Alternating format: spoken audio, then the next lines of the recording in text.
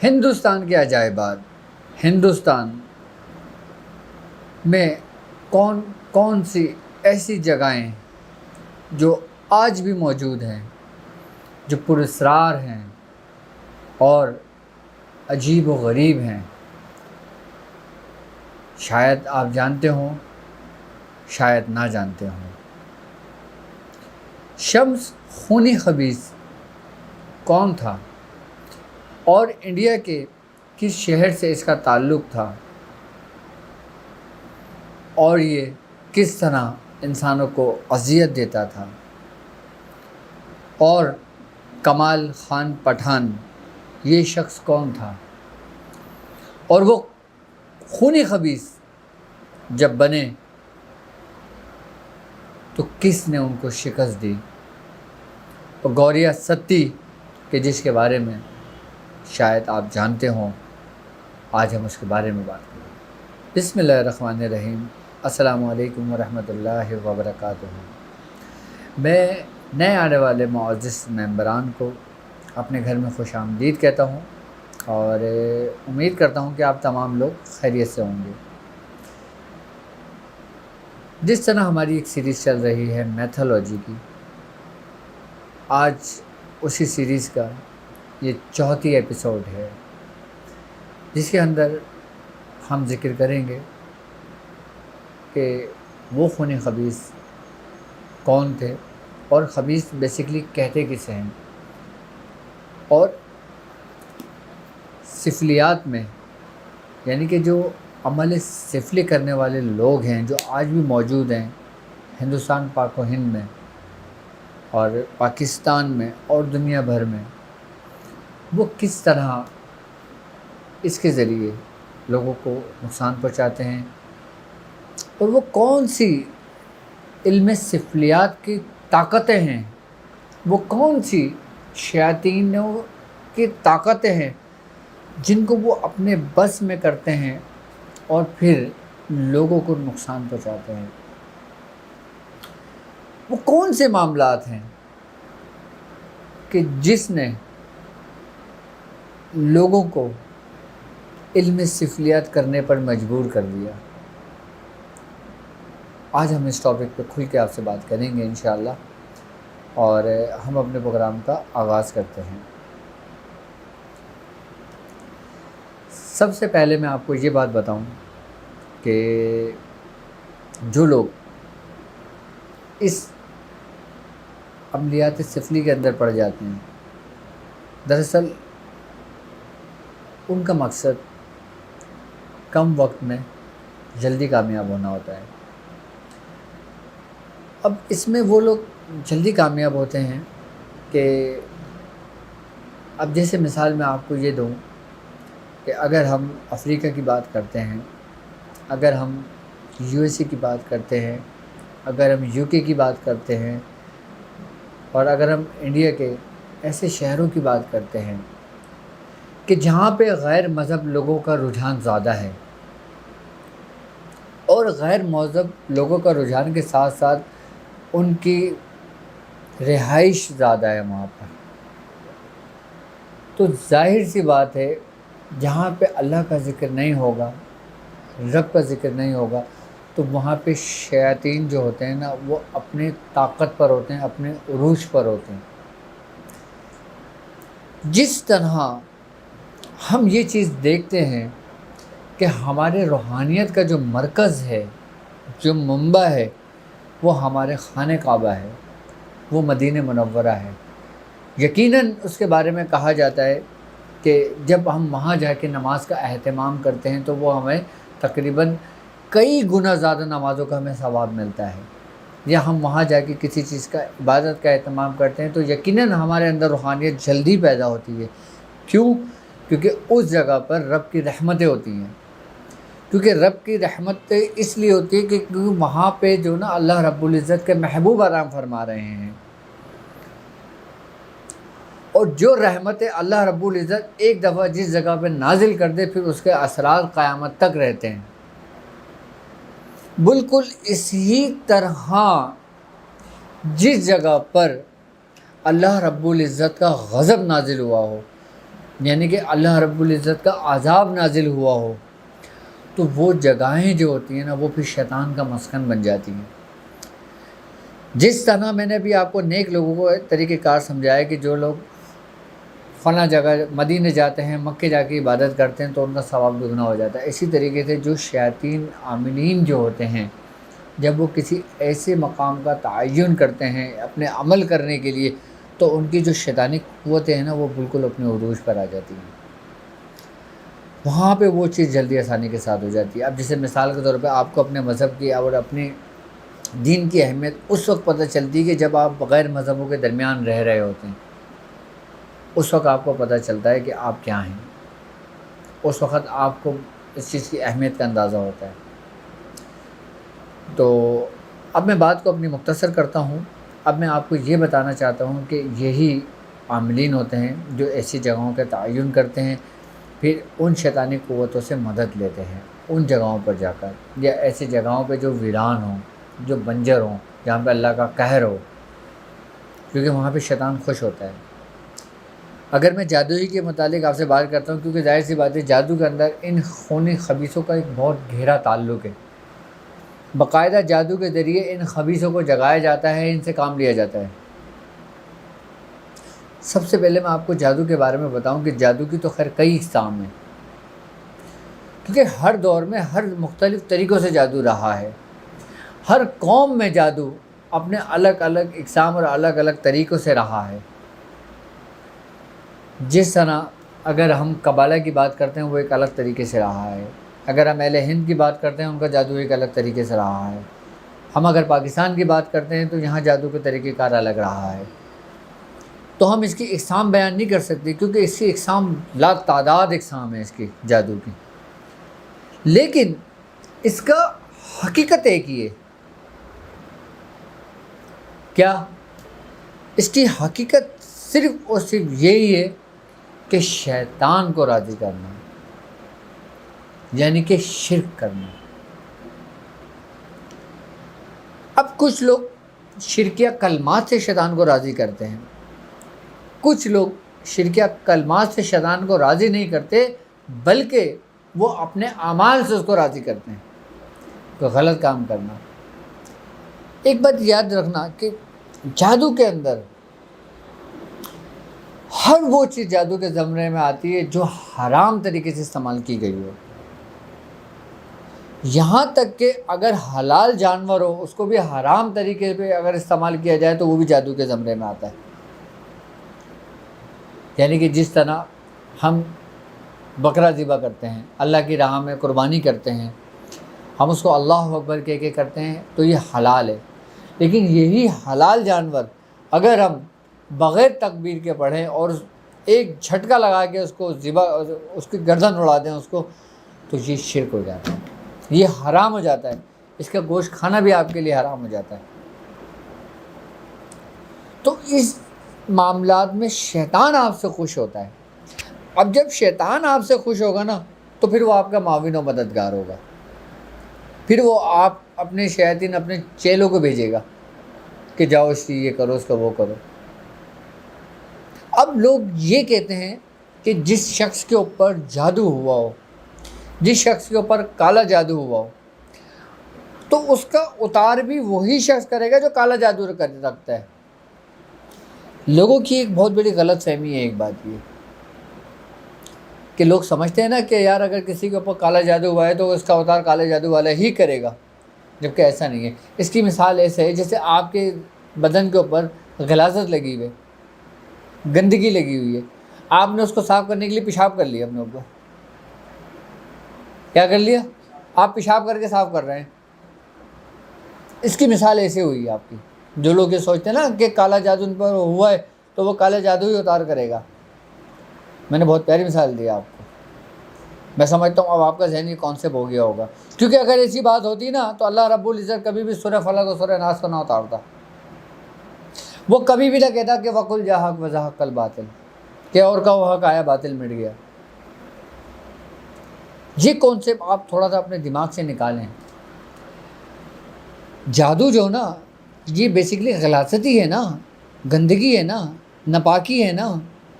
جب آپ ناپاک ہوتے ہو تو کیا کرتے ہو؟ آپ یقیناً غسل کرو گے، یقیناً پانی سے اپنے آپ کو دھو گے، صاف پانی کا استعمال کرو گے، تو آپ جا کے پاک صاف ہوگے نا۔ آپ غلاظت کو غلاظت سے تو نہیں دور کر سکتے۔ تو میں سمجھتا ہوں یہ کانسیپٹ لوگوں کو کلیئر ہو گیا ہوگا کہ جادو کا علاج جادو سے ہی ہوتا ہے، جبکہ ایسا نہیں ہوتا۔ جادو کا علاج ہمیشہ نوری ہی عمل اور اپنے قرآن سے ہی ہوگا۔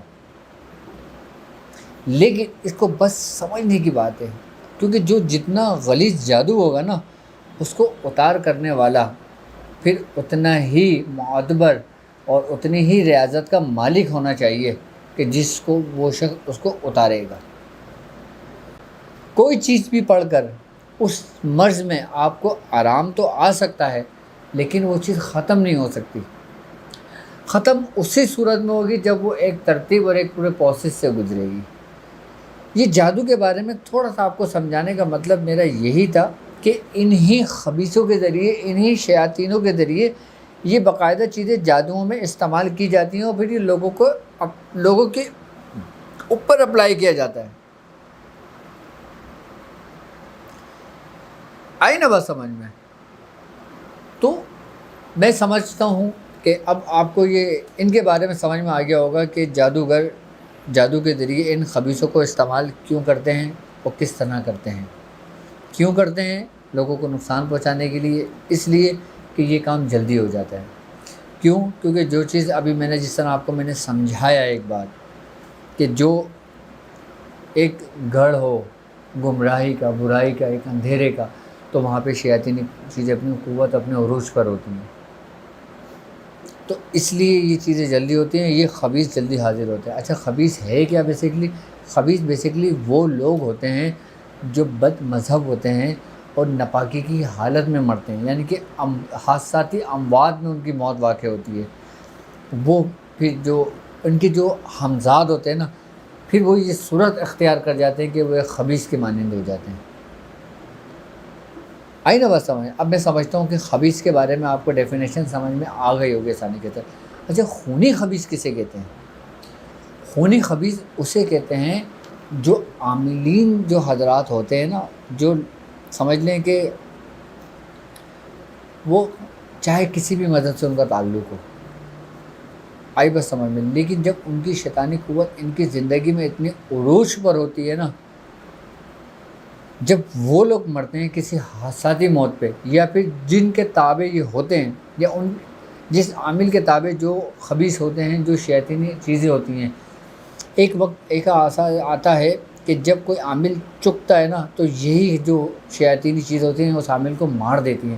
جب یہ اس کو مار دیتی ہے نا، پھر ایک تو اس کی وہ قوت جو اس کی حیات میں اس کے پاس تابع تھی اس کے، اور پھر اس کے خود کا ہمزاد جس کے وہ چیزیں تابع تھیں، اب اس کے ہمزاد کی طاقت، ایک اس کی پڑھائی کی طاقت جو اس نے چیزوں کا حاضر کیا ہوا تھا، اب یہ جب یہ دو قوتیں مل کر بنیں گی نا، جب یہ مرتا ہے تو پھر اس کو ان دونوں قوتوں کا مجموعہ حاصل ہوتا ہے، جس سے یہ خونی خبیث بنتا ہے۔ میں سمجھتا ہوں اب میں نے آسان لفظوں میں آپ کو سمجھا دیا کہ خونی خبیث انسان کیسے بنتا ہے۔ سر جبھی تو پناہ مانگی گئی ہے، جبھی تو پناہیں مانگی گئی ہیں ان حمزات کے شر سے، ان شیاطینوں کے شر سے، ان جادو کے شر سے۔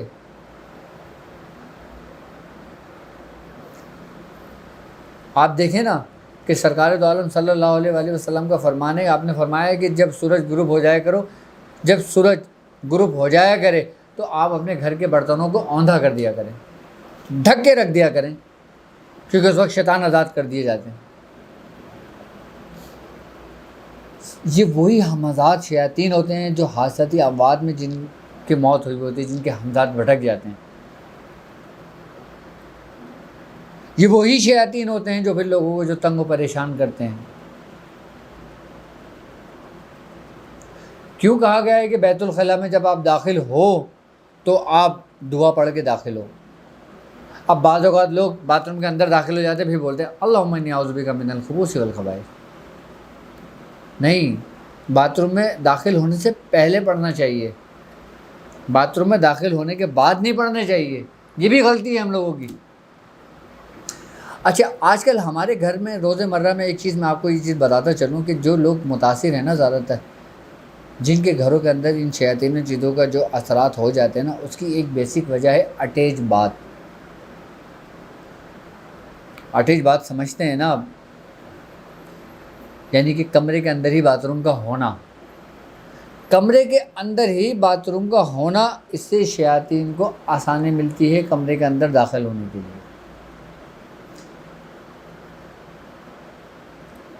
اسی لیے تو دعائیں مانگی گئی تھیں، اور اسی لیے تو آپ یہ دیکھیں، اگر ہم آج سے 100 سال پیچھے چلے جاتے ہیں تو لوگ بیت الخلاء اپنے باقاعدہ گھروں سے بھی دور رکھا کرتے تھے۔ ہم نے تو خیر اپنے بچپن میں سنا ہے، شاید آپ نے سنا ہو کہ لوگ کھیتوں میں جایا کرتے تھے۔ تو اس کی وجہ کیا تھی؟ کیا وہ اپنے گھر کے اندر ایک بڑا باتھ روم نہیں ہو؟ جبکہ اگر آپ 100 سال پیچھے جاتے ہیں تو لوگوں کے گھر بھی تقریباً کنال پہ ہوا کرتے تھے، بڑے بڑے ایکڑوں پہ ہوا کرتے تھے، تو کیا وہ نہیں بنا سکتے تھے اپنے گھروں میں؟ اس کی وجہ یہی ہوا کرتی تھی کہ اب جو نا دور سمٹ گیا ہے، آئی بس سمجھ میں؟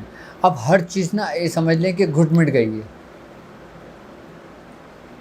اب باتھ روم آسانی اور سہولت کے لیے آپ کے گھروں کے اندر بنا دیے گئے ہیں، لیکن آپ لوگوں کو تو اتنی سہولت چاہیے کہ آپ نے اپنے کمرے میں بھی باتھ روم بنا دیا۔ تو یہ سہولتیں ہی پھر بعد میں انسان کو پریشانی کا باعث بنتی ہیں۔ یہ میں آپ کو حقیقتاً بات بتا رہا ہوں، میں یہ بات آپ کو سب سے زیادہ جو لوگ پریشان میں نے دیکھا ہے نا، کیونکہ یہ میری بھی زندگی کا تجربہ رہا ہے، میں آپ کو حقیقت بات بتا رہا ہوں۔ اب میرے پاس جس طریقے سے لوگ آتے ہیں پیشنٹ، میں الحمدللہ 20-22 سال سے مریضوں کو دیکھ رہا ہوں، اور اب تک میں لاکھوں مریضوں کو دیکھ چکا ہوں گا۔ میرا ان چیز میں سب سے زیادہ لب لباب جو اگر نکلا ہے نا، وہ انہی چیزوں کا نکلا ہے کہ لوگ سب سے زیادہ جو متاثر رہے ہیں نا، وہ انہی وجہوں سے متاثر رہے ہیں۔ اب لوگوں کو بتائیں تو لوگ پھر اس کو نہیں سمجھتے سیدھے۔ گھر کے اندر باتھ روم ہو ٹھیک ہے، لیکن کمرے کے اندر باتھ روم ہونا یہ تھوڑا سا پریشانی کا باعث بنتی ہے، کیونکہ یہ جو بیت الخلاء جو ایک مقام، ایک جگہ ہے نا، یہ شیاطینوں کا مسکن ہوتا ہے۔ کیونکہ جو شیاطین ہوتے ہیں نا، یہ اس کی بدبو پہ عاشق ہوتے ہیں۔ اس کی بدبو کی کشش سے جو نا یہ مختلف صورتیں، مختلف جراثیم کی صورتیں اختیار کر کے اس جگہ پہ قائم مقام ہو جاتے ہیں۔ اچھا، جب ہم بیت الخلاء میں داخل ہوتے ہیں نا، تو یہ ہم پر چپٹنے کی کوشش کرتے ہیں اور جو ہمیں نظر نہیں آتے۔ جب ہم دعا پڑھ کے جب داخل ہوتے ہیں نا، تو یہ ایسے ہٹتے ہیں جیسے آپ نے پانی بہایا اور سب چیزیں دور ہو رہی شروع ہو گئی آپ کے۔ یہ آپ کو میں نے ایک بہترین طریقہ کار سمجھایا ہے آپ کو۔ یا تو آپ اٹیچ بات ہے اس کو آپ بالکل بند کر دیں، ٹھیک ہے، گھر کے اندر باتھ روم کا استعمال رکھیں، یا اس کا استعمال ایک حد تک کم کر دیں۔ آئی بات سمجھ میں؟ اور یہ بات میں وہ بات بتا رہا ہوں جو میرا بھی تجربہ ہے، جس کے بارے میں میاں حضور نے بھی فرمایا ہے۔ اب ہم بات کرتے ہیں، اب میں نے خبیث کے بارے میں بتا دیا، اب ان کی پریشانی بتا دی، اور یہ خیر بیت الخلاء کا تو اچانک میرے ذہن میں آیا، ان شیاطینوں کی بات چل رہی ہے تو پھر میں نے آپ کو اس کے بارے میں سمجھا دیا کہ اصل ہماری بڑی خرابی، بڑی وجہ کیا ہوا کرتی ہے۔ میں سمجھتا ہوں میری ہر ویڈیو سے آپ کو یقیناً کچھ نہ کچھ ایک نئی چیز سیکھنے کو ملے گی۔ اگر آپ اس پہ عمل کریں گے نا، تو انشاءاللہ تعالیٰ آپ کی نسلوں کے کام آئے گی یہ بات ہے۔ اب میں آپ کو بتاؤں کہ ہندوستان میں ایک جگہ ہے، اس شہر کا نام ہے آگرہ۔ اچھا، ہم بات کرتے ہیں کمال خان پٹھان کی۔ کمال خان بیسیکلی ایک شخص تھا، اور آگرہ کے اندر یہ رہتا تھا، اور یہ فیلوان تھا۔ فیلوان سمجھتے ہیں نا؟ فیلوان کہتے ہیں کہ بادشاہ کے ہاتھی چرانے والے کو، جو ہاتھی چراتے ہیں نا، جو ہاتھی چلاتے ہیں، اس کو فیلوان کہتے ہیں۔ تو کمال خان پٹھان جو نا، یہ ایک عامل تھا، اور بڑا کمال کا عامل تھا یہ، لیکن اس نے اپنے آپ کو محفوظ رکھا ہوا تھا۔ یہ کسی پہ اپنے معاملات کو ظاہر نہیں کرتا تھا. اس کی عملیات اس کے مرنے کے بعد ظاہر ہوئے اس کی قوت ہے. اب اس کے ساتھ کیا معاملہ پیش آیا؟ کہتے ہیں کہ جو کمال خان پٹھان تھا، اچھا بعض ہندوستان کے اندر یہ کمال پنڈت کے نام سے بھی مشہور ہے، باقاعدہ ان کے منتروں کے اندر کمال پنڈت کا نام آتا ہے، یہ وہی کمال خان پٹھان ہے. اچھا بعض جگہوں پہ کمال پنڈت کے نام سے پکارا جاتا ہے، بعض جگہوں پہ یہ کمال خان پٹھان ہی کے نام سے پکارا جاتا ہے. علم سفلیات سے تعلق رکھنے والا ہر شخص اس کو جانتا ہوگا. اچھا یہ ایک فیلوان تھا، تو یہ بادشاہ کے قریب رہا کرتا تھا، بادشاہ کے دربار میں رہا کرتا تھا. تو یہ اپنے دور کا انتہائی خوبصورت ترین انسان تھا. اس کے حسن اور اس کے دلکشی بہت وسیع تھی. تو بادشاہ کی بیٹی اس پر عاشق ہو گئی تھی اور یہ بادشاہ کی بیٹی پر عاشق ہو گیا تھا. تو دونوں ایک دوسرے کے عشق میں پڑ گئے تھے. جب یہ دونوں ایک دوسرے کے عشق میں پڑے، ایک دن انہوں نے یہ پلان کیا کہ ہم لوگ اس دربار سے، اس سلطنت سے بھاگ کر کہیں دور دراز نکل جائیں اور شادی کر لیں. تو ان دونوں نے پلان کیا، اور جو یہ کمال خان پٹھان تھا اس نے اپنا ہاتھی کو تیار کیا اور یہ بادشاہ کی بیٹی کو لے کے وہاں سے نکلا. جب رات کی تاریخ کو یہ بادشاہ کی بیٹی کو وہاں سے لے کے نکلا تو وہاں پہ ایک شور مچ گیا کہ کمال خان بادشاہ کی بیٹی کو اغوا کر کے لے کے جا رہا ہے یا اس کو بھگا کر لے کے جا رہا ہے. تو بادشاہ کے حواریوں نے اس کو چاروں طرف سے گھیر لیا اور قلعے کے دروازے بند کر دیے گئے، اور بادشاہ نے یہ حکم دیا کہ کمال خان کا سر قلم کر دیا جائے. اب یہ جہاں تک ہو سکا اس نے وہاں لوگوں کا مقابلہ کیا، اس نے کافی لوگوں کو وہاں پہ شکست دی، لیکن جب انتہائی صورت میں جب لوگوں کا غلبہ اس کے اوپر ہوا تو یہ ہاتھی پہ بیٹھا ہوا تھا اور بادشاہ کی بیٹی بھی ہاتھی پر ہی موجود تھی. تو اس نے وہ اپنا ہاتھی اس آگرے میں جس جگہ پہ یہ جنگ چل رہی تھی، اس نے وہاں پہ ایک بڑا کنواں تھا، اس نے اپنا ہاتھی اس کنویں میں اتار دیا تھا. کہتے ہیں کہ کمال خان نے جب اپنا ہاتھی اس کنویں میں اتار دیا، اس کنویں کے اندر بعد میں نہ تو ہاتھی کا کچھ پتہ چلا، نہ کمال خان کی لاش ملی، نہ بادشاہ کی بیٹی کی لاش ملی. جب یہ واقعہ ہوا اس کنویں میں اس نے اپنے آپ کو اتار لیا ہاتھی کے ساتھ، تو اس کے بعد جو اس کی جو شیاطینی چیزیں تھیں، جو ہمزات تھا، ایک تو وہ کہ جو دنیا میں چیزیں اس کے تابع تھیں، جو ہمزات اس کے تابع تھے، وہ قوت، اور ایک اس کے اپنے ہمزات کی قوت، کیونکہ یہ لڑتے ہوئے مرا تھا نا. اب جو چیز لڑتے ہوئے مرتا ہے تو پھر اس کے اندر ایک انتقام کی حرص ہوتی ہے، ایک ہوس ہوتی ہے، پھر اس کا جو ہمزات ہوتا ہے پھر وہ لوگوں سے انتقام لیتا ہے. جب اس نے کنویں میں اپنے آپ کو اتار لیا، کنویں میں اتارنے کے بعد پھر اس کا پتہ نہیں چلا کہ وہ کہاں گیا، لیکن اس کے بعد ہر روز کنویں سے جو پانی پیتا وہ پاگل ہو جاتا. اچھا یہ کنواں آگرے میں آج بھی موجود ہے، لیکن اس کنویں کو بند کر دیا گیا تھا. اچھا ہوا کیا تھا پھر بعد میں اس کنویں سے جو پانی پیتا، جو جانور پانی پیتا وہ پاگل ہو جاتا، جو ہاتھی پانی پیتا وہ پاگل ہو جاتا، جو لوگ پانی پیتے وہ پاگل ہو جاتے. پھر اس وقت کے بزرگوں کو جب یہ بات پتہ چلی، لوگوں کو بتایا گیا، جب ان کو مریضوں کو لایا گیا تو پھر پتہ چلا کہ اس کے اوپر کمال خان کی حاضری ہوئی. جب آپ نے لوگوں کو بتایا، پھر لوگوں نے پھر کیا کرا، پھر اسی کی پوجا پاٹ کرنے شروع کر دی، اسی کے ذریعے، کیونکہ یہ بہت طاقتور ہوا کرتا تھا، یہ اتنی آسانی سے اترتا نہیں تھا اگر یہ کسی کے بعد چڑھ جایا کرتا تھا. تو بزرگوں کے حکم کے مطابق آگرہ کا جو کنواں تھا پھر وہ بند کر دیا گیا تھا، اس کو پورا پیک کر دیا گیا تھا، کیونکہ اس میں پھر امواتوں کی شرح بڑھ گئی تھی. بادشاہ کی تو سلطنت تو گئی، پھر وہ شہر بھی اسی طریقے سے توبہ برباد ہونے شروع ہو گیا تھا. اس نے اتنی تباہی مچائی تھی کمال خان پنڈت نے، پھر یہ خونی خبیث بن گیا تھا، اور پھر لا تعداد میں خونی خبیث اس کے ساتھ چلا کرتے ہیں. آج بھی وہ کنواں موجود ہے، کہتے ہیں کہ اس کے اثرات جو ہے نا آج بھی ان لوگوں کے اوپر ہوتے ہیں۔ جس طریقے سے میں نے آپ کو شیخ سدو کے بارے میں بتایا تھا نا کہ شیخ سدو کون تھا، جو بی بی آسو کا بیٹا تھا، اسی طریقے سے کمال خان کی بھی ایک تاریخ ہے، اور یہ بھی حقیقت پر مبنی ہے۔ اچھا، اب میں آپ کو بتاؤں کہ جس طریقے سے شیخ سدو کے استاد و پیر و مرشد تھے، اسی طریقے سے کمال خان پٹھان کا بھی ایک استاد تھا، لیکن وہ اس سے بڑا خبیث تھا۔ کمال خان کا جو استاد تھا اس کا نام تھا شمس خبیث۔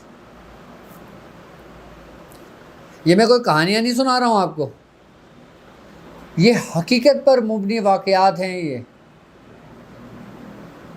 وہ شمس تھا، شمس خبیث تھا۔ اچھا، شمس خبیث بھی آگرہ کے اندر گزرا ہے۔ لوگ جو پرانے لوگ ہیں نا، جو اس کام سے وابستگی رکھتے ہیں، وہ اس کو جانتے ہوں گے۔ اچھا، شمس خبیث کے اندر اس کی دنیا، جب یہ زندہ تھا، جب کمال خان اس کا شاگرد تھا، تو اس کے بارے میں کہا جاتا ہے کہ اس کو 2-3 جگہوں سے اس نے اپنی شاگردی اختیار کر لی تھی کمال خان نے، لیکن اس کا جو سب سے بڑا استاد تھا نا، وہ شمس خبیث تھا۔ اس کے بارے میں کہا جاتا ہے کہ جب وہ زندہ تھا نا، تو اس کے ہاتھ میں ایک سکہ رہا کرتا تھا، وہ ایسے سکہ گھماتا رہتا تھا۔ اچھا، آپ نے دیکھا ہوگا سکے کے اوپر ایک تصویر ہوتی ہے عموماً نا، تو جب کوئی مریض اس کے پاس آیا کرتا تھا نا، اچھا وہ صرف مارنے کے کام کرتا تھا، بس وہ اور کوئی کام نہیں کرتا تھا، وہ بس یوں سکے یوں کر کے گھماتا رہتا تھا بس، اور آنکھ بند کر کے بیٹھا رہتا تھا۔ اگر کوئی شخص اس کے پاس آتا، وہ کہتا شمس خبیث سے کہ بھائی فلاں شخص کا کام کرنا ہے۔ اب اس نے شمس خبیث نے اس کا نام پوچھا، اور نام پوچھ کے اس کو سکے میں دیکھنا شروع کر دیا۔ اس سکے کے اندر اس بندے کی تصویر آ جایا کرتی تھی، اس کو دکھاتا تھا، دیکھ یہ ہے۔ جب وہ سکے میں اس کو دیکھتا تھا، کہتا تھا ہاں یہی ہے، بس وہ اس کو یوں کر کے مسلتا تھا۔ اس سکے کے اندر جو تصویر، جو حروف تھے نا، وہ مٹ جایا کرتے تھے۔ اب جب وہ مٹتے تھے نا، جب وہ دکھاتا تھا نا، تو وہ مٹ چکے ہوتے تھے، تو وہ یہ کہتا تھا کہ جاؤ بندے کا کام ہو گیا۔ اب جب اس بندے کی خبر آتی تھی نا، تو یہ پتہ چلتا تھا کہ اس کی موت واقع ہو گئی، اس کی ہڈیاں جسم میں گل گئیں، ٹوٹ گئیں۔ تو وہ کس حد تک اس نے شیاطین کی قوتوں کو حاصل کر لیا ہوگا اپنی ہی زندگی میں۔ کس نے؟ شمس خبیث نے۔ تو وہ ایسے سکہ مسلتا تھا، اور بندے کی ہڈیاں پسلیاں ختم ہو جایا کرتی تھیں۔ تو ایسے ہی لوگوں سے جب یہ مرتے ہیں، ایک ان کی وہ قوتیں جو انہوں نے اپنی حاصل کری ہیں، اور ایک وہ قوتیں جو ان کے اپنے ہمزاد کی تھی، جب وہ دونوں قوتیں جاگتی ہیں نا، یا ان کو جگایا جاتا ہے، تو پھر یہ اس سے زیادہ طاقتور شیطان بنتے ہیں۔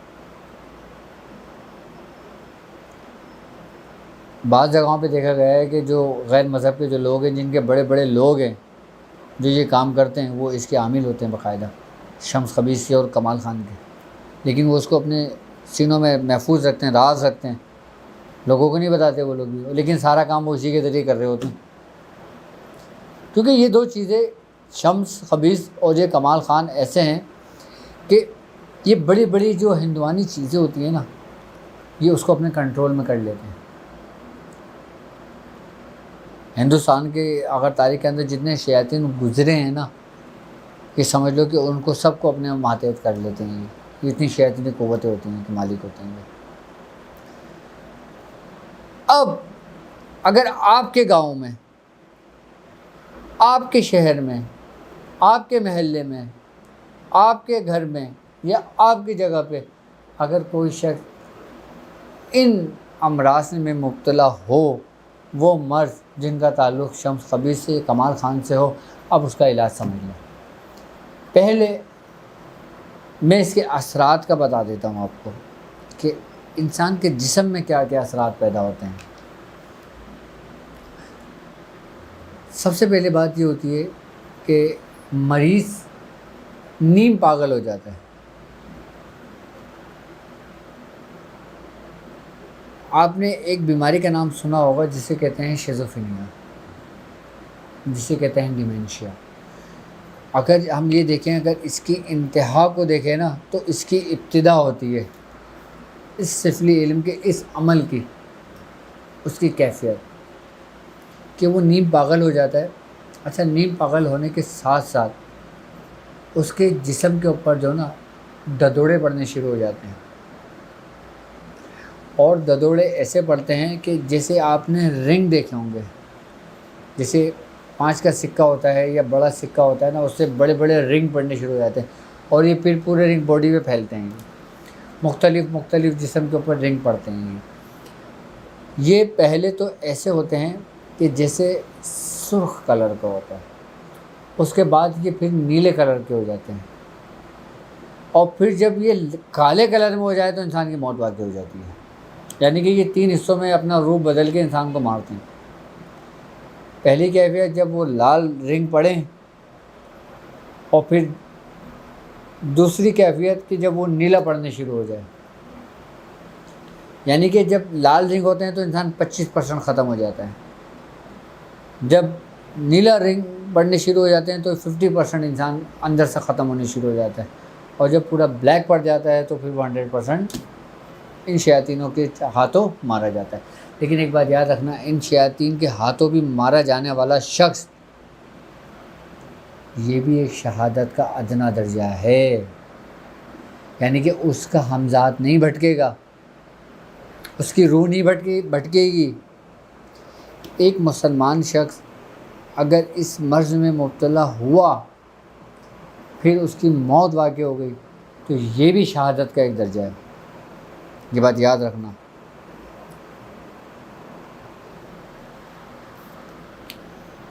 علامتیں میں نے آپ کو بتائیں کہ جو ڈاٹس پڑتے ہیں، جو رنگ پڑتے ہیں بڑے بڑے، اس کی کلر کی کیفیت میں نے بتا دی. اب میں آپ کو اس کا علاج کا طریقہ کار سمجھاتا ہوں کہ اس کا علاج 3 اسٹیپ میں ہوتا ہے. اس کا یہ نہیں ہوتا کہ آپ آئے، آپ نے پڑھ کے دم کر دیا، تعویذ لکھ کے دے دی کہ مل کے جلا دینا صحیح ہو جائے گا. نہیں، اس کا پھر علاج 3 اسٹیپ میں ہوتا ہے. اب وہ 3 اسٹیپ کیا ہیں وہ سمجھ لیں اب آپ. اچھا، یہ چیزیں بتانے کا مقصد صرف ویسے مجھے علاج بتانا ہے، اس کا طریقہ کار. اب علاج طریقہ کار بتانے کے لیے ان چیزوں کے بارے میں بتانا ضروری ہوتا ہے تاکہ آپ کو سمجھ میں تو آئے کہ آپ کس چیز کے بارے میں سمجھنا چاہ رہے ہیں، کس چیز کا علاج کرنا چاہ رہے ہیں. میری عادت ہے کہ میں جو چیز سمجھاتا ہوں نا، پہلے اس کو ڈیفائن کرتا ہوں، اس کو بتاتا ہوں تاکہ آپ کی سمجھ میں آئے کہ کون سی چیز کیا ہے، پھر آپ اس کا علاج کریں تو آپ کو پتہ چلتا ہے. اب اس کا علاج ہوگا 3 حصوں میں. سب سے پہلا حصہ اس کا یہ ہوگا کہ ہمیں سمندر کا پانی چاہیے ہوگا. آئی بس سمجھ میں؟ ہم نے سمندر کا پانی لینا ہے. سمندر کا پانی لینے کے بعد ہم نے سورہ قریش 70 مرتبہ پڑھ کے اس کے اوپر دم کرنا ہے، اور اس مریض کو اس پانی سے نہلانا ہے. ہم نے اس پانی سے اس مریض کو نہلانا ہے. جب وہ نہا لے گا، جب وہ غسل کر لے گا، اس پہ بے ہوشی طاری ہو جائے گی. جیسے ایک بندہ نشے میں ہوتا ہے نا، غنودگی کی حالت میں ہوتا ہے، اس کو وہ کیفیت طاری ہو جائے گی. جب اس کے اوپر وہ کیفیت طاری ہوگی نا، آپ نے سورہ قریش لکھنا ہے اور اسے گلے میں ڈال دینا ہے. آئی بات سمجھ میں؟ پھر آپ نے وہی نقش، کون سا؟ آپ کو یاد ہوگا ابھی میں نے اپنی ویڈیو کے اندر جو 15 کا نقش کہ میں نے ایک جلانے کا طریقہ کار سمجھایا تھا، جس میں فلیطہ بنوایا تھا میں نے آپ کو. اب یہاں تو میرے پاس وائٹ بورڈ نہیں ہے، ورنہ میں آپ کو بتا دیتا. وہ نقش آپ وہاں سے لے لیں. آپ نے وہی فلیطہ بنانا ہے، اور روزانہ فلیطہ بنا کے اس کو دیکھیں نا، اس کی ناک کے اندر دھولی دینا. آپ نے ایک ٹائم کرنا ہے. اچھا، یہ اسٹیپ آپ نے، پہلا اسٹیپ اس کا 1 دن سے لے کے 11 دن میں مکمل ہوگا. جب 11 دن اس طریقے سے مکمل ہو جائے، سورہ قریش ہی آپ لکھ کر ان کو پانی میں ڈال کر دے دیں اور پانی پئیں اس کا. اچھا، فلیطہ وہ جلا کے اس کی ناک میں فلیطہ دیں، کانوں میں دنیا دے کے فلیطہ دے کے اس کو دھنی دیں. اچھا، یہ پہلے دن سے ہی نا یہ کیفیت پیدا ہوگی کہ وہ چیز جو نا، اس کی جو طاقت تھی نا، وہ اس کا زور ٹوٹ جائے گا اس کا. اچھا، ایک بات اور سمجھ لیں، یہ طریقہ کار جو نا صرف انہی لوگوں کے لیے نہیں ہے جو ان شیاطینوں سے متاثر ہیں، چاہے وہ کسی بھی ذات کے شیاطین ہوں، کسی بھی قسم کے شیاطین ہوں، کسی بھی قسم کا کوئی جادو ہو. ہر شخص اس طریقے کو اپنے ہر اس چیز میں استعمال کر سکتا ہے، میری طرف سے اجازت ہے، وہ لوگ جو میرے ساتھ روحانی سفر میں شامل ہیں۔ لیکن خصوصاً یہ جو عمل جو میں بتا رہا ہوں نا آپ کو، یہ کمال خان و شمس کے لیے استعمال ہوتا ہے یہ طریقہ، لیکن یہ طریقہ سب میں فائدہ مند ہوتا ہے، یہ بھی ذہن میں رکھیے گا آپ۔ اب آپ نے 11 دن اس کو مکمل کر لینا ہے۔ جب 11 دن آپ کے یہ مکمل ہو جائیں گے نا، پھر آپ نے کنویں کا پانی لینا ہے۔ کنویں کا پانی لے کے پھر آپ نے 11 دن تک اسی ترتیب سے اس کو غسل دینا ہے اور وہی چیز استعمال کرنا ہے۔ اچھا، آپ ایک مٹکا بھر کے رکھ لیں یا ایک بوتل بھر کے لے آئیں یا کچھ بھی بھر کے لے آئیں، غسل آپ نے اس کو روز دینا ہے، یعنی کہ 11 دن غسل آپ نے سمندر کے پانی سے دینا ہے، آئی بس سمجھ میں۔ پھر 11 دن آپ نے کنویں کے پانی سے دینا ہے، پھر 11 دن آپ نے نہر یا دریا کے پانی سے دینا ہے، یہ زمینی پانی جو برما ہوتا ہے، جو زمین کے اندر سے پانی نکلتا ہے، اس پانی سے دے لیں آخری 11 دن، آئی بس سمجھ میں۔ اب آپ نے پانی پہ بھی آپ نے غسل کرا دینا اس کو، آپ نے سورہ قریش لکھ کے گلے میں بھی ڈال دینی ہے، آپ نے فلیتہ بھی جلانا ہے، آئی بس سمجھ میں، اور سورہ قریش کا پانی دم کر کے بھی دینا جو اس کو وہ پیے۔ انشاءاللہ تعالیٰ 1 مہینے کے اندر اندر یہ چیپٹر پورا کلوز ختم ہو جائے گا، پھر یہ چیز اس کے جسم سے نکل جائے گی، ختم ہو جائے گی۔ یہ ہر اس شیاطین کے لیے طریقہ کار سمجھایا گیا ہے جو آپ کسی بھی معاملات میں کر سکتے ہیں، لیکن بالخصوص اس کے لیے بہت زبردست ہے یہ۔ کس کے لیے؟ کمال خان پٹھان کے لیے اور آپ کے شمس خونی کے لیے۔ اور میں سمجھتا ہوں کہ اس کا یہ طریقہ کار آپ کے سمجھ میں بھی آ گیا ہوگا، اس کی علامتیں بھی سمجھ میں آ گئی ہوں گی۔ یہی خبیث، یہی چیزیں جادو کے زمرے میں آتی ہیں، اور جو عاملین ہوتے ہیں وہ انہی چیزوں کا استعمال کرتے ہیں، آئی بات سمجھ میں۔ اب ہم بات کرتے ہیں سید برہنہ۔ سید برہنہ ایک ایسا نام ہے کہ میں سمجھتا ہوں جو لوگ اس راستے میں میرے ساتھ چل رہے ہیں، یا جو لوگ کسی بھی راستے سے اس راستے پر چل رہے ہیں، وہ لوگ اس نام کو بہت اچھی طرح جانتے ہوں گے، بخوبی اس نام سے واقف ہوں گے۔ اچھا، سید برہنہ اگر دیکھا جائے ان کے بارے میں، تو آپ کے بارے میں یہ کہ آپ حیدرآباد دکن سے آپ کا تعلق رہا ہے۔ اچھا، سید برہنہ کا جو اصل نام تھا وہ تھا سید برہان الدین، آج بھی جن کا حیدرآباد دکن میں مزار ہے۔ اچھا، ان کے بارے میں کہا جاتا ہے کہ ان کا تعلق حیدرآباد دکن سے گڑھ غزنی محلے سے ہے، جس کو غزنی محلہ بھی کہا جاتا ہے۔ سید برہنہ کا تعلق غزنی محلے سے ہے، اور یہ بیسیکلی اگر دیکھا جائے تو سہروردیہ خاندان کے ایک بہت بڑے بزرگ گزرے ہیں۔ آپ کا تعلق سہروردیہ خاندان سے ہے، اس لیے آپ کے بارے میں کہا جاتا ہے سید برہنہ کہ آپ جب ذکر کرتے تھے نا تو آپ کے جسم کے اوپر کپڑے جل جایا کرتے تھے، کوئی کپڑا آپ کے جسم پہ نہیں ٹکتا تھا، یہاں تک کہ لوگ آپ کے سطح ڈھانپنے کے لیے کوئی رومال یا کوئی چادر ڈالتے تھے، اس میں بھی آگ لگ جایا کرتی تھی۔ تو یہ ذکر کی کیفیت تھی آپ کی۔ اچھا، سید برہنہ 2 بزرگ گزرے ہیں، ایک وہ جن کا تعلق حیدرآباد دکن سے، جن کے بارے میں نے ابھی کہا تھا جو گڑھ غزنی سے جن کا تعلق ہے، اور ایک وہ جو حضرت شیخ جمال الدین جان من جمن جنتی کے پوتے تھے۔ اچھا، ان کے سگے پوتے نہیں تھے، ان کے سلسلے کے پوتے تھے، ان کا نام تھا سید محمد برہنہ، ان کا نام تھا سید محمد برہنہ، جو مداریہ خاندان سے گزرے ہیں۔ آپ کی بھی یہ کیفیت تھی کہ آپ بھی ذکر جب کرتے تو آپ کے جسم پہ آگ لگ جایا کرتی تھی کپڑوں میں، آپ کے جسم پہ کوئی کپڑا نہیں ٹکتا تھا۔ اور سید برہان الدین جو بزرگ گزرے حیدرآباد دکن گڑھ غزنی کے اندر، آپ کے اندر بھی یہ کیفیت تھی۔ تو آپ نے دیکھا ہوگا کہ بعض اوقات مندرے کے اندر، کڑوں کے اندر، مختلف چیزوں کے اندر سید برہنہ کا نام آتا ہے۔ اگر گڑھ غزنی کا نام آئے تو پھر وہ ان سے مخاطب ہوتے ہیں، اس سے استمداد لی جاتی ہے، اور اگر خالی سید برہنہ کا نام استعمال ہوا ہے تو پھر وہ سید محمد برہنہ سے ان سے استمداد لی جاتی ہے۔ پھر ان بزرگوں سے استمداد لینے کا کیا مقصد ہے؟ وہ ہم کیوں لیتے ہیں؟ اس کی کیا وجہ ہے؟ اس کی وجہ یہ ہے کہ یہ وہ بزرگ گزرے کہ اللہ رب العزت نے انہی کی حیات کے اندر ان تمام شیاطین کو آپ کے ماتحت کر دیا تھا۔ آئی بات سمجھ میں؟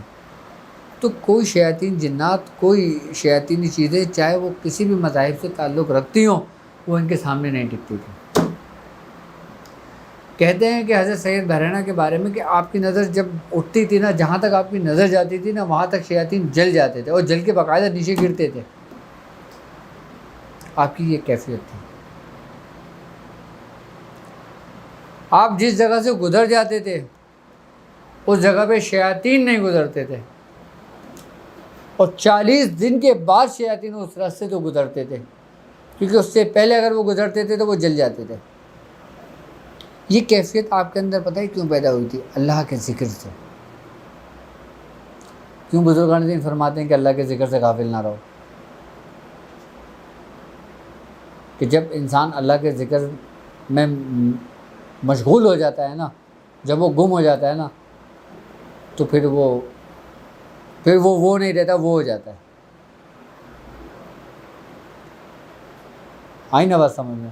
پھر سارے کمالات اور سارے تصرفات پھر اسی کے ہوتے ہیں۔ پھر وہ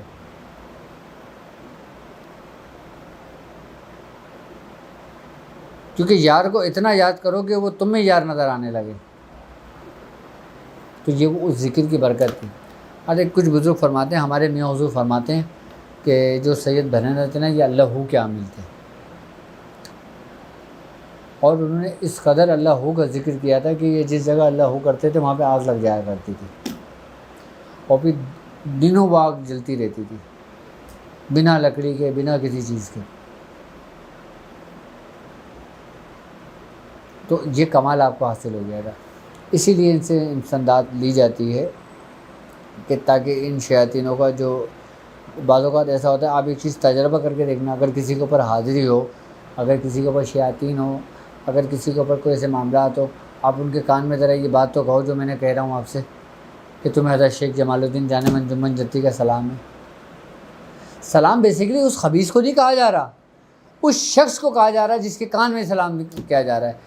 جب اس کے کان میں سلام کی آواز پہنچتی ہے نا، جب اس کو پہنچے گی تو پھر وہ شیاطین جب سنے گا تو وہ فوراً نکل کے دفع ہوگا، وہاں سے فوراً دافع ہوگا۔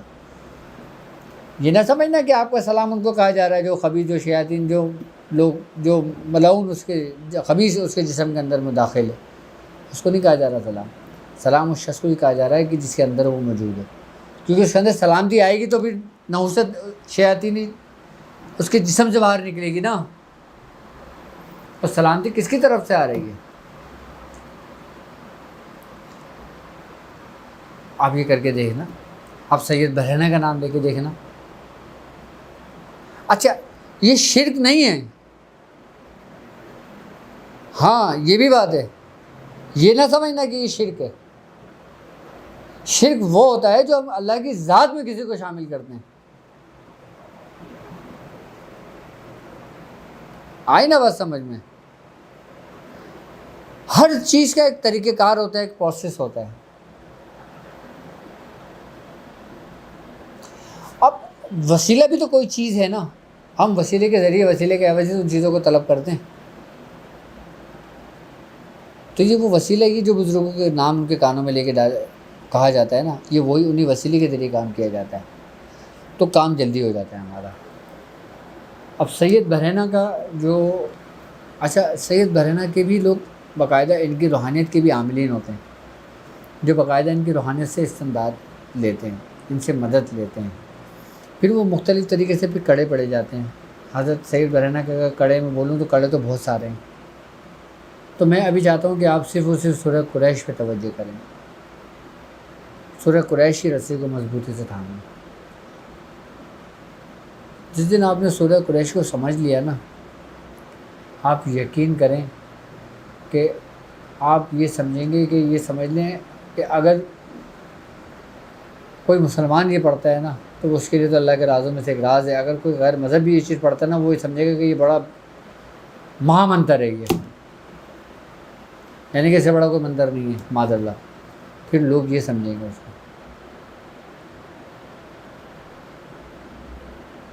جبکہ سورہ قریش تو باقاعدہ اللہ رب العزت کا کلام ہے، امام انتر نہیں ہے یہ۔ اب یہ لوگوں کی سوچ اور سمجھ کے اوپر ہے، اور اللہ کا ایسا کلام ہے یہ کہ جس کو سن کے تمام شیاطین اپنی جگہیں چھوڑ دیتے ہیں۔ تو آپ لوگ سورہ قریش کی رسی کو مضبوطی سے تھامیں، تو انشاءاللہ تعالیٰ میں پھر آپ کو مزید اسی کے طریقہ کار سمجھاتا رہوں گا، اور مزید ہم اس سیریز کو آگے بڑھاتے رہیں گے۔ اچھا، آپ نے ایک کام یہ کر لینا ہے کہ جب آپ دل کا ایک ایسے مریض کا علاج کیا کریں نا، تو آپ ہر منگل والے دن یا تو شیخ جمال الدین جان من جمن جنتی کی فاتحہ کا اہتمام کر دیا کریں، یا پھر اگر کسی شخص کے اوپر شمس خبیث کی سواری ہو، یا کمال پنڈت کی سواری ہو، یا کمال خان پٹھان کی سواری ہو، اور جس نے کہا ہو کہ میں فلاں ہوں، تو وہ شخص لازمی حضرت سید برہنہ پیر آپ کی فاتحہ کا اہتمام کرے۔ اسی وقت جب کبھی جس گھر کے اندر کوئی نام سنے، خبر سنے نا، فوراً وہ 1.25 کلو آٹے کے نا 2 روٹ بنائے۔ روٹ سمجھتے ہو آپ نے 1.25 کلو آٹا لینا ہے، اس کے 2 حصے کر لینا ہے اور اس کو گھوم لینا ہے۔ 1.25 کلو آٹے کے آپ نے 2 روٹ، یعنی کہ میٹھی روٹی بنانا ہے آپ نے، جیسے تافتان ٹائپ کا بنتا ہے نا میٹھا، ایسا آپ نے بنانا ہے 2 روٹ، اور 2 روٹ رکھ کر ایک شربت کا گلاس رکھ لیں، ایک پانی کا گلاس رکھ لیں، 2 وہ روٹ رکھ لیں، اور پھر حضرت سید برہنہ کے کو آپ اس کا اصال و ثواب کریں۔ آئی بس سمجھ میں؟ پھر دیکھیں فوراً اس گھر سے اس تمام شیاطین جنات نکل جائیں گے، تمام ہندوانی چیزیں نکل جائیں گی، تمام غلیظ ترین چیزیں نکل جائیں گی۔ اور آپ یہ دیکھیں کہ جو اگر ہم بات کرتے ہیں کہ جیسے اموس کی رات ہو گئی، جیسے دیوالی ہو گئی، جیسے دسہرا ہو گیا، جب کبھی ایسے دن آیا کریں نا، تو ان دنوں کے اندر جو نا، میں پہلے آپ کو بتا دیتا ہوں کہ ان دنوں کے اندر جو نا، جو یہ جادو کی قوتیں ہوتی ہیں نا، یہ اپنے عروج پر ہوتی ہیں، یہ طاقت پکڑ لیتی ہیں۔ اچھا، وہ لوگ جو اس عملیات کی دنیا سے تعلق رکھتے ہیں اور وہ غیر مذہب سے تعلق رکھتے ہیں، وہ ان دنوں کا بڑا اہتمام کرتے ہیں، ان کی راتوں کا میں بڑا اہتمام کرتے ہیں اپنی پڑھائیوں کا، کیونکہ اس میں یہ جو چیزیں ہوتی ہیں نا، جیسے بھیرو کا روپ ہو گیا، جیسے گھوریک ستی کا روپ ہو گیا، اس میں یہ چیزیں اپنی عروج پر ہوتی ہیں، اپنی طاقت پر ہوتی ہیں۔ جس طرح میں نے آپ کو بتایا تھا بھیروں کے بارے میں کہ بھیروں کس کا روپ ہے، اب میں آپ کو نا اس کی حقیقت بتاتا ہوں۔ اچھا، ایک گوریا ستی ایک الگ ہے، جس کے بارے میں نے آپ کو یاد ہوگا اپنی ویڈیو میں ذکر کیا تھا۔ اب میں جس کا ذکر کر رہا ہوں نا، یہ گورک ستی ہے۔ گورک ستی کون ہیں؟ یہ ان کے بارے میں جو ان کی جو تاریخ ہے، یہ کہتے ہیں کہ یہ مہادیو جو تھا نا، یہ ان کی بیوی ہیں، جس کو گورک پاروتی بھی کہتے ہیں،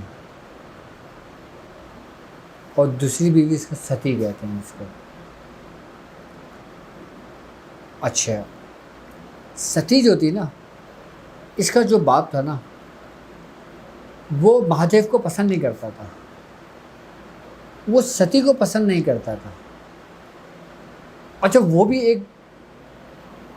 ایک بڑا جاگیردار بندہ تھا، اور اس علم کو جانتا تھا، وہ بھی یہ کام کیا کرتا تھا۔ اس کا بھی ایک پورا ایک لشکر تھا، ایک پوری ایک سلطنت، ایک بادشاہ تھا۔ تو وہ ستی کو اچھا نہیں سمجھتا تھا۔ کہتے ہیں کہ ہندوستان کی تاریخ ہے یہ بات، کہ ان کی تاریخ میں یہ بات لکھی ہوئی ہے، اور یہ واقعہ میں نے میاں حضور سے سنا ہے باقاعدہ، میں آپ کو بتا رہا ہوں یہ بات، کہ ستی کا جو باپ تھا، اس نے باقاعدہ طور پر ایک تقریب کا اہتمام کیا اور اس نے سب کو دعوت دی، ستی کو نہیں دی۔ جب ستی کو یہ خبر پہنچی تو ستی مہادیو کے پاس آئی اور اس نے کہا کہ وہ تو میرا باپ ہے، مجھے جانا چاہیے اس کے پاس، وہ کچھ نہیں کہے گا۔ خیر ان دونوں کی بات ہوئی، ستی اپنے باپ کی تقریب میں پہنچ گئی۔ جب وہ اپنے باپ کی تقریب میں اس کے گھر پہنچی تو اس کے باپ نے ستی کو دیکھا، وہ اسے نفرت کیا کرتا تھا، اس نے اس کو برا بھلا کہنا شروع کر دیا۔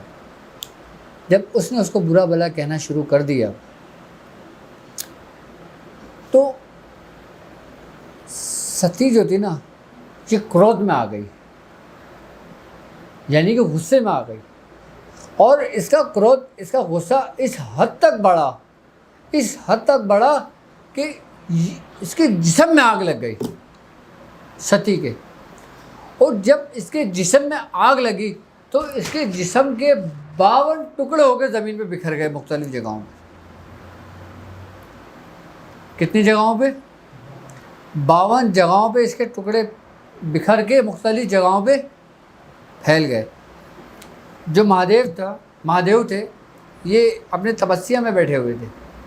اچھا جب ان کو یہ خبر ہوئی فوراً یہ آنکھ کھول کے بیٹھے اور ان کو بھی کرودھ آ گیا، ان کو بھی غصہ آ گیا۔ انہوں نے اپنی جٹ توڑی اور توڑ کر ہاون میں ڈالی، یعنی کہ جو ہم لوگ کہتے ہیں نا مچ، جسے آگ لگاتے ہیں نا، ایک مچ بناتے ہیں، اس میں ڈال دی۔ اور اس نے کہا کیا؟ ادیمو بہراوا ہے، ادیمو بہراوا ہے۔ جب اس نے یہ الفاظ کہے ادیمو بہراوا ہے تو اس میں سے پھر بھیرو نکلا، اس میں سے پھر بھیرو نکلا۔ اب اس نے کہا کہ جاؤ ستی کے ان 52 کی 52 ٹکڑوں کی رکشا کرو۔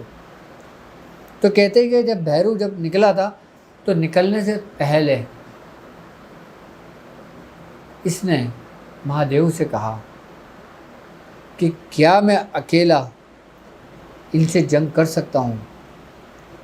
تو مہادیو نے کہا ہاں، تم ان کے پورے لشکر کو تباہ اور برباد کر سکتے ہو، جاؤ تم جنگ کرو۔ پھر مہادیو نے جو بھیرو تھا نا، بھیرو، اس کے سر کے جو بال تھے اس کو کھینچ توڑا، اور اس سے پھر جو ہے نا بدھر کالی پیدا ہوئی تھی، بدھر کالی نکلی تھی۔ کیا؟ اس سے بدھر کالی نکلی تھی۔ پھر بدھر کالی اور بھیرو، پھر ان دونوں کو مہادیو نے یہ حکم دیا تھا کہ جاؤ اب تم جنگ کرو اور اس کا خاتمہ کر دو، ان کے دشمنوں کو نیست و نابود کر دو۔ پھر جو ستی کا جو باپ تھا نا اور جو اس کے جو لوگ تھے، پھر بدھر کالی اور بھیرو، پھر ان دونوں نے جو تباہی شروع کری تھی، سب کو کاٹ پیٹ کے رکھ دیا تھا۔ اچھا اس کے بعد جب یہ جنگ ختم ہو گئی تھی ان کی، تو پھر جو بھیرو تھا نا، پھر وہ کال بھیرو بن گیا تھا، یعنی کہ موت کا بھیرو۔ پھر وہ مختلف جگہوں میں نکل گئے تھے۔ آج بھی لوگ جو نا ان کی پوجا پاٹ کرتے ہیں اور ان کی تپسیا کرتے ہیں اور باقاعدہ طور پہ پھر ان سے مدد طلب کرتے ہیں، پھر یہ ان کی مدد کرتے ہیں۔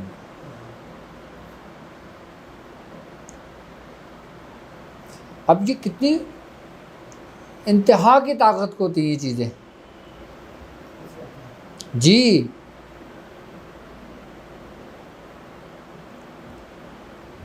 پھر ہمارے بزرگوں نے پھر ان کی شیطانیت کو توڑا، پھر ان چیزوں کو ختم کر کے پھر ایک جگہ پہ لے کر آئے۔ ان کو باقاعدہ طور پہ، خیر قید تو نہیں ہوتے، یہ لوگ آزاد ہو جاتے ہیں، لیکن جو ان کے منسلک جو ان کے چیلے ہوتے ہیں نا وہ قید ہو جاتے ہیں سب۔ کچھ چیزیں ایسی ہیں جو آج بھی جو قید نہیں ہوتی۔ ہاں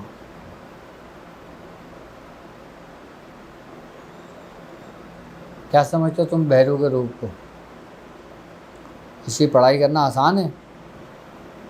اس کے جو عاملین ہوتے ہیں نا، جو بہنوں کا عامل ہوتا ہے، وہ اپنے گھر کے سامنے کالا کتا باندھتا ہے. کیا؟ کالا کتا. وہ کالا کتا اپنے پاس رکھے گا ہمیشہ. وہ کالے کالے کتے کے بچے رکھے گا اپنے گھر میں. گھر میں نہیں، جس جھگی کے اندر، جس کھولی کے اندر وہ رہے گا. کیونکہ یہ شہر کے اندر بہت مشکل سے ہوتا ہے اس کا عمل. اس کے لیے جنگل میں جانا پڑتا ہے یا ویران جگہوں پہ جا کے اس کا عمل کرنا پڑتا ہے بہروں کا. بہروں کے عامل کی خاص نشانی یہی ہے کہ اس کے دروازے پہ کالا کتا رہے گا. ہاں، اور وہ کالا کتا ہی کام کرے گا. بہروں کے عامل ایسے ہوتے ہیں، اگر کام کرنے والے ہوں، آپ آئے، آپ نے بولا بھائی یہ فلاں شخص ہے، اس کا کام لگانا ہے. آپ نے اس کی تصویر لی، اس کے ٹکڑے کرے، گوشت منگایا، اس کے اندر پڑا، گوشت کے اندر تصویروں کو ملایا، بوٹی دی، اس کتے کے آگے رکھ دی. کتے نے وہ بوٹی کھائی، وہ مر گیا بندہ.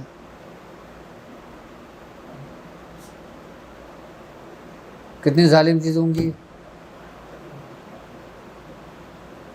لیکن سورہ قریش ان سب کی موت ہے.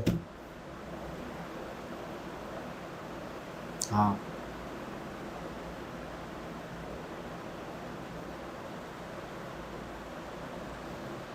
تو یہ جو سفلیات کی جو چیزیں ہوتی ہیں نا، یہ عملیات جو شیاطین ہوتے ہیں، عملیات سفلیات کو آپ آسان نہ سمجھو. سفلی عمل کو آپ ہلکا نہ لو. سفلی عمل جو ہوتا ہے نا، انسان کی پوری پوری نسلیں برباد کر دیتے ہیں. جی،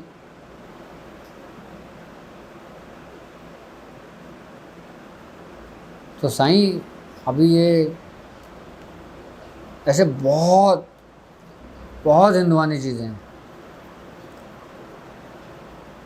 سفلی کے عمل کے اندر شیخ سدھو کو لوگ استعمال کرتے ہیں، کمال خان پٹھان کو استعمال کرتے ہیں، کمال پنڈت اسی کو استعمال کرتے ہیں، شمس خبیث کو کرتے ہیں. آئی بس سمجھ میں.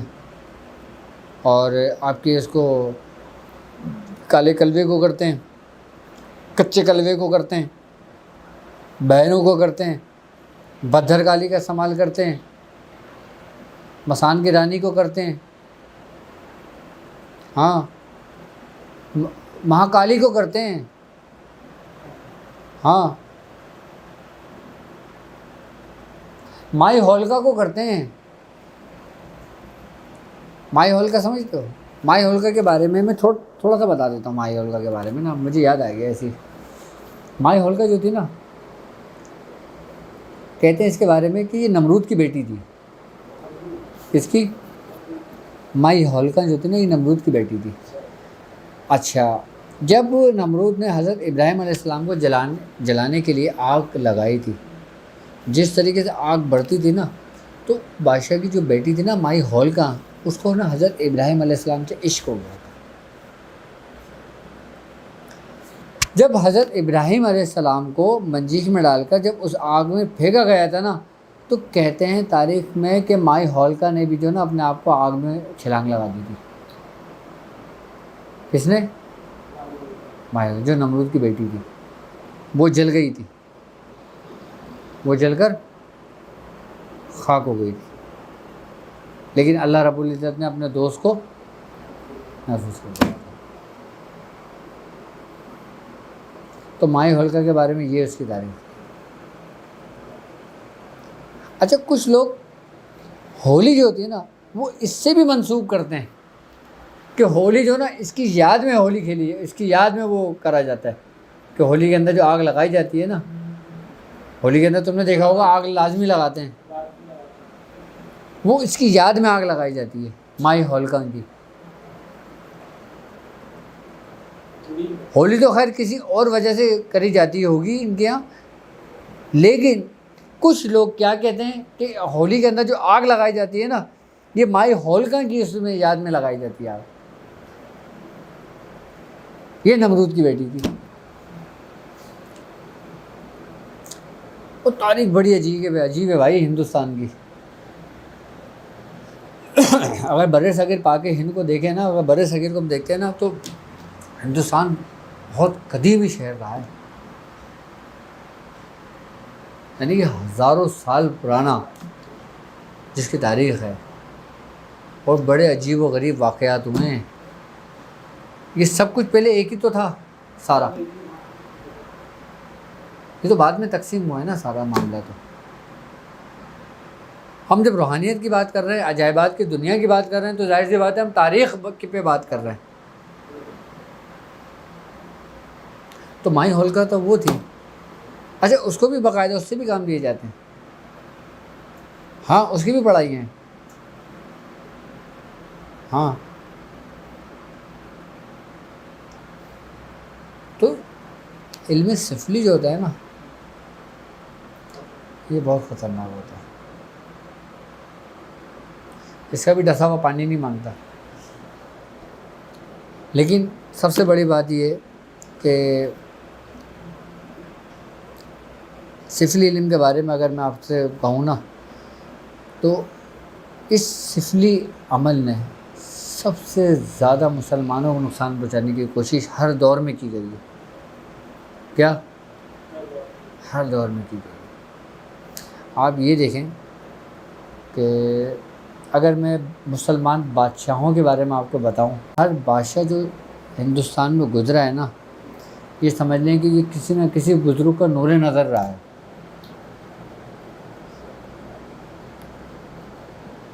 جیسے ارطغرل کو لے لیں، حضرت شیخ محی الدین ابن عربی کے وہ نور نظر تھے.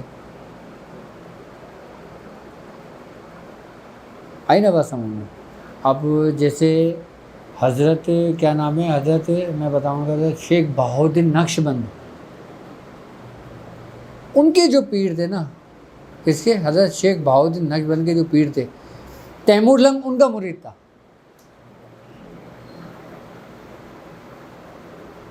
بادشاہ جو گزرا ہے تیمور لنگ، وہ ان کا مرید تھا. نام میرے ان کا ذہن میں نہیں آ رہا ابھی، شیخ بہاؤالدین نقش بند کے جو پیر و مرشد تھے. ابھی نام آ جائے گا تو میں بتا دوں گا تمہیں. ہارون رشید کے دور میں دیکھ لیں حضرت بہلول دانا تھے. تو بڑے بڑے بادشاہوں کے دربار کے اندر باقاعدہ طور پہ بزرگان دین رہا کرتے تھے، ان کے درباروں کے اندر رہا کرتے تھے، صرف اسی وجہ سے کہ ان شیاطینوں سے محفوظ رکھنے کے لیے، ان جادوؤں کے زور سے جو جنگیں جیتتی تھی نا، ان کے جنگوں کو شکست دینے کے لیے. مسلمانوں نے ہی شکست دی ہے ان شیاطینوں کو، ورنہ دنیا کی تاریخ میں کسی نے ان کو شکست نہیں دی.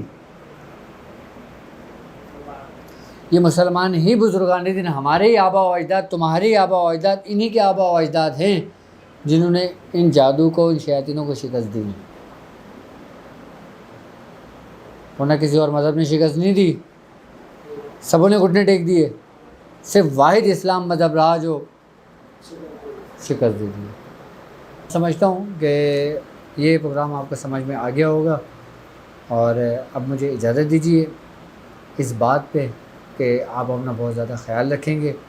انشاءاللہ پھر بہت ہی جلد آپ سے ملاقات ہوگی ایک نئے پر اسرار واقعات کے ساتھ جو حقیقت پر مبنی ہوں. اب مجھے اجازت دیجیے. السلام علیکم ورحمۃ اللہ وبرکاتہ.